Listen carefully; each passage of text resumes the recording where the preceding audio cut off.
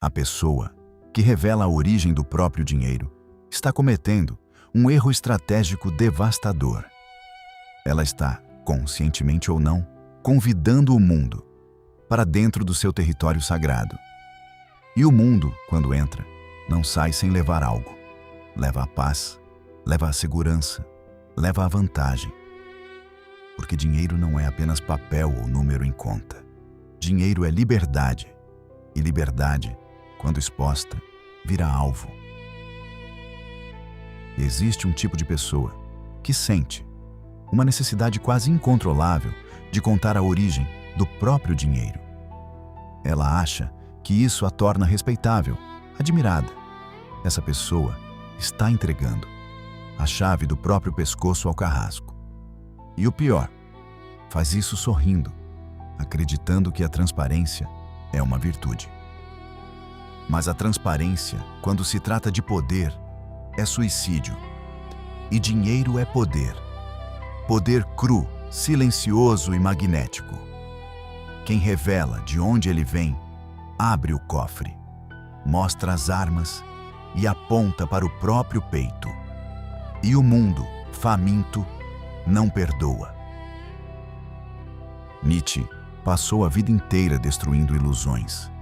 E uma das ilusões mais perigosas que ele desmontou foi a crença de que a virtude exige exposição. Para ele, a moral de rebanho, essa necessidade doentia de ser visto, aprovado e validado, era o veneno que enfraquecia os fortes. O forte não se explica. O forte não se exibe. O forte age, constrói, acumula e mantém o silêncio como um escudo. Porque o silêncio é a linguagem dos que não precisam provar nada. E quem precisa provar de onde vem o próprio dinheiro já perdeu metade da batalha. Se você gosta de filosofia estoica, de psicologia profunda e de estoicismo, inscreva-se no canal como sinal da sua presença.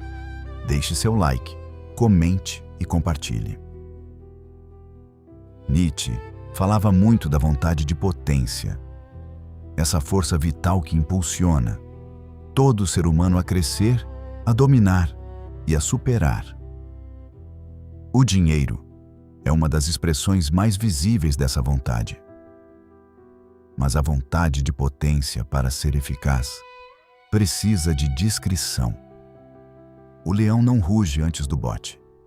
A águia não anuncia o voo. O rio profundo corre em silêncio. Quem entende o jogo do poder, entende que a invisibilidade é a maior das armas. Porque o inimigo não ataca o que não vê. O invejoso não destrói o que não conhece. O parasita não se agarra ao que não encontra. Existe uma lei, não escrita, no submundo das relações humanas, que diz que a exposição financeira atrai predadores. Não importa se a origem do dinheiro é lícita, ilícita, suada ou construída com décadas de esforço. No instante em que essa informação se torna pública, ela deixa de ser uma conquista pessoal e passa a ser um banquete para os famintos. Vêm os parentes interesseiros, os falsos amigos, os investidores golpistas, os adoradores de aparência. Todos chegam com sorrisos e facas. E a pessoa que revelou a fonte, de repente, se vê cercada.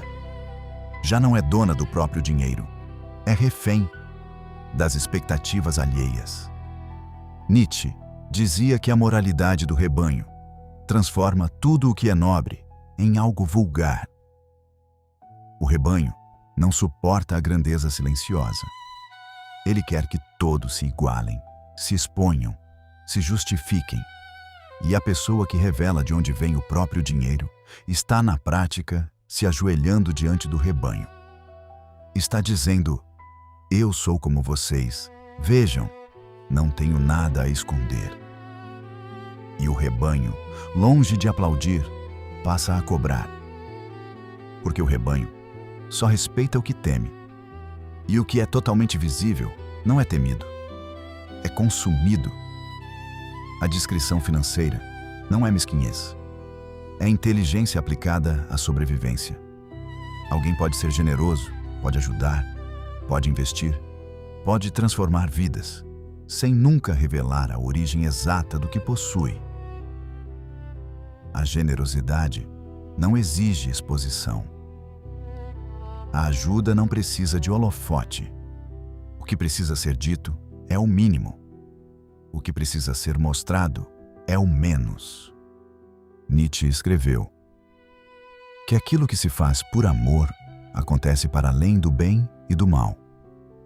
Da mesma forma, o que se faz com o próprio dinheiro, quando vem de um lugar de autonomia, não precisa de justificativa.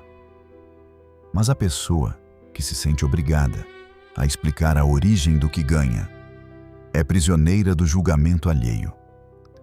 Ela acha que a transparência vai lhe trazer paz. Pelo contrário, vai trazer cobrança, vai trazer invasão, vai trazer uma legião de abutres vestidos de cordeiro. A pior parte é que essa necessidade de revelar quase nunca nasce da humildade. Nasce da vaidade, disfarçada de sinceridade. A pessoa quer que os outros saibam que ela é bem-sucedida, que ela é esperta, que ela venceu na vida.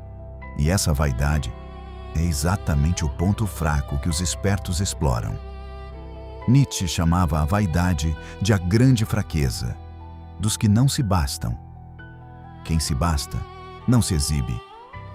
Quem se exibe está mendigando aprovação. E quem mendiga aprovação entrega o controle para o outro. Pense em alguém que abre um negócio e sai contando a todos quanto faturou no primeiro mês. No início, recebe tapinhas nas costas.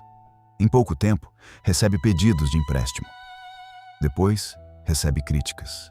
Eles dizem: "Você só pensa em dinheiro, está ficando arrogante." E quando o negócio enfrenta uma crise, essa mesma pessoa vira motivo de fofoca. Nietzsche entendia que a grandeza é solitária. E uma das razões dessa solidão é justamente o silêncio. O homem superior não compartilha suas fontes de poder, porque sabe que o poder compartilhado é poder diluído. Ele não esconde por medo, esconde por sabedoria. A pessoa sábia pode conversar sobre ideias, sobre filosofias, sobre projetos, sem nunca abrir os detalhes financeiros.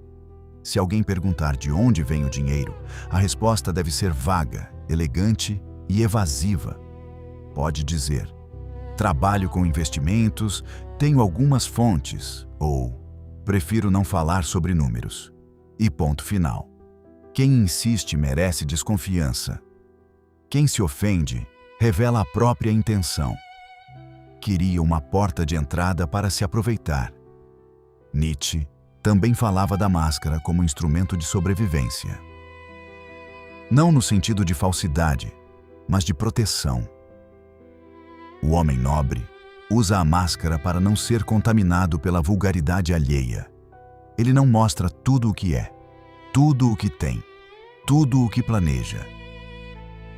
Ele sabe que a transparência total é uma forma de nudez, e a nudez diante de estranhos é desconfortável e perigosa. A máscara, portanto, não é hipocrisia, é higiene emocional e estratégica. E o dinheiro, mais do que qualquer outro tema, exige máscara. O dinheiro desperta o pior nas pessoas. Desperta inveja, cobiça, ressentimento e ódio. A pessoa que revela de onde vem o próprio dinheiro está, conscientemente ou não, cutucando as feridas dos que não têm. E os que não têm, muitas vezes, não querem subir, querem derrubar. É mais fácil destruir do que construir. E o alvo mais fácil de destruir é aquele que se expõe. Nietzsche escreveu: "Aqueles que são vistos dançando foram considerados loucos por aqueles que não podiam ouvir a música." A pessoa que constrói riqueza em silêncio dança ao som de uma música que os outros não ouvem. E quando ela revela a origem dessa música, os outros não entendem e transformam incompreensão em ataque. Por isso, o sábio dança sozinho e não convida ninguém para a pista. Quem sabe de onde vem o dinheiro de alguém, sente-se no direito de opinar, de julgar e de interferir. Pais que sabem o salário dos filhos passam a controlar. Amigos que sabem dos lucros passam a pedir. Cônjuges que sabem de tudo passam a dominar. A ignorância, nesse caso, é liberdade. O silêncio é soberania. A pessoa que não revela a origem do próprio dinheiro mantém o próprio destino nas mãos. Nietzsche dizia que o homem deve se tornar o senhor das próprias virtudes. Não basta ter virtudes, é preciso governá-las. A sinceridade, por exemplo, pode ser uma virtude. Mas quando aplicada ao campo financeiro, vira armadilha. O homem sábio governa a própria sinceridade. Ele escolhe a quem contar, o que contar e quando contar. Ele não é escravo da transparência. Ele é o senhor da informação. E a informação, como se sabe, é o bem mais valioso do mundo. A regra é simples. Quanto menos se sabe sobre a origem do dinheiro de alguém, mais respeitado esse alguém é. O mistério gera distância. A distância gera respeito. O respeito gera proteção. A exposição, por outro lado, gera familiaridade. E a familiaridade no campo do poder é o começo da ruína. Quem se torna familiar demais perde a aura, perde o medo, perde a autoridade. E quem perde a autoridade, perde tudo. O homem superior não se mistura com o rebanho. Ele não conta suas estratégias, não mostra suas cartas, não revela suas fontes. Ele sabe que a distância não é arrogância, é autopreservação. E o dinheiro, como símbolo máximo do poder pessoal, deve ser mantido a essa distância. Ninguém precisa saber quanto se tem, de onde vem, como se investe. Essas são informações que pertencem ao território sagrado da pessoa. Nietzsche dizia que o homem é algo a ser superado. E superar essa necessidade de validação externa é uma das maiores superações possíveis. Quem supera a vaidade de se exibir atinge um novo nível de liberdade. Já não depende do olhar alheio. Já não teme o julgamento. Já não entrega o próprio poder em troca de aplausos. Essa pessoa se torna, de fato, dona de si. E o dinheiro, nesse contexto, vira instrumento, não de ostentação, mas de autonomia. O mundo está cheio de exemplos, de pessoas que se destruíram por revelar demais. O sócio que contou a estratégia e foi passado para trás. O empreendedor que postou os lucros e virou alvo de sequestro. O profissional que comentou o salário e gerou uma guerra interna na empresa. Todos esses casos têm a mesma raiz: a incapacidade de guardar segredo sobre a própria fonte de renda. E a consequência é sempre a mesma: a perda da paz, da segurança e, muitas vezes, do próprio dinheiro. Nietzsche escreveu: não há fatos, apenas interpretações. Quando a origem do dinheiro é revelada, ela deixa de ser um fato privado e passa a ser interpretada pelo mundo. E as interpretações raramente são generosas. Alguns dizem: ele deve ter roubado, ela deve ter tido sorte, deve ser herança, deve ser golpe. A solução, portanto, não é viver com medo, é viver com estratégia. A pessoa sábia pode até compartilhar ideias, mas nunca números. Pode inspirar outros, mas sem abrir o jogo. Pode ajudar, mas sem se tornar fonte de renda para parasitas. A pessoa entende que a bondade, para ser eficaz, precisa ser protegida pela inteligência. E a inteligência, nesse caso, tem um nome: discrição. Aquele abraço, até a próxima.